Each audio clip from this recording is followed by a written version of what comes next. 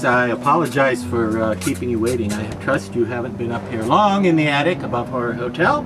Thanks for coming. Dr. Lady here in your face once again with the Mask Fan Attic, where we look for interesting old Halloween masks tonight.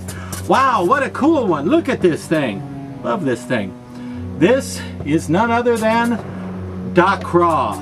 That's right, Crawh. That's spelled D-A-C-R-A-W-H. Crawh. And as you can probably tell already, I've got a styrofoam wig head inside him. Because, you hear that? That's irritating, isn't it? I'm going to take it out of there just because I don't want it to annoy you. Because if anything's going to annoy you, I want it to be me personally. And it just fell, but that's fine. Crawh here, created in 1986 by the fabulously talented Joe Reeder, whose House of Horror Studios released a lot of the very best masks in the world back in the 80s. And boy, I miss House of Horror Studios. I miss Joe Reeder masks. They were so good. Joe Reeder's stuff was always beautifully sculpted, beautifully painted, perfectly molded. It was just so professional and so just very high-end. And yet he sold them for prices cheaper than dirt. Maybe that's why he's no longer in business, maybe. He tended to practically give masks away. When you think about what these things go for today, and when I think about what Joe Reeder used to charge for his work in the 80s, wow! It's amazing how low his prices were. How low can you go with Joe Reeder masks? Now, Crawh here, again, first released in 1986, which was rather near the end of the line for House of Horror Studios. So there weren't a lot of these made at that time. However, it was reissued about a decade later in 1995 by Death Studios. Same exact sculpture, so it looks just the same. If you can compare them, if you can tell if you know what Joe or Jeff's, pardon me, Jeff is the guy from Death Studios. Did you know that? Yeah. Jeff Keim, aka Jeff Death Studios. Okay. Jeff released Joe's mask a second time in 1995. So there are two runs. There's the Joe Reeder original run from '86, and then the Jeff Keim run from Death Studios in '95. And if you're familiar with the way those two artists paint masks, you'll notice a little difference, but it's really hard to describe to the naked eye, or the eye in its skivvies, for that matter.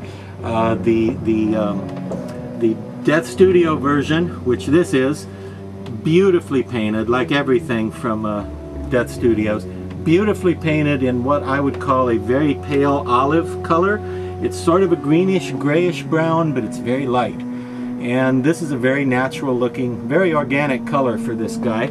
He looks like an alien who would have been maybe in the Star Wars Cantina, or he could be on Doctor Who or some program like that, just as a really cool space alien creature that we don't know too much about. Love the tusks, so much depth to this. The tusks are, I don't know if you can see this, the tusks are molded right in. They're not even glued in separately, at least I think that's true. Let me make sure. Yep, they're just molded right in. How brilliant is that? Beautiful mask.